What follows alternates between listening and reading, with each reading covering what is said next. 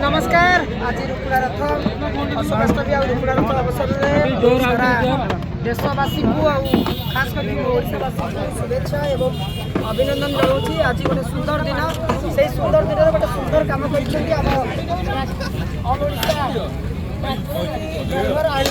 Association तरफ रथ road आधुनिक insect selling अच्छी सामने अन्न प्रसाद खोलाई अन्न जगह चली निःशुल्क अन्न दि जाऊँगी। आपण मैंने दया करके जल्दी आसते सुंदर पलऊ बिना पियाज रसुण अति उत्तम खाद्य होती। मो ड्राइवर भाई माने एवं गाड़ी ओनर माने बहुत सुंदर कार्यक्रम हाथ को नहीं किसी समय पर प्रभु लिंगराज रथ टଣା आरंभ हम। आपण मैंने दया करके जल्दी आसतु खाई छाई रेस्ट दिखाते रथ देखते।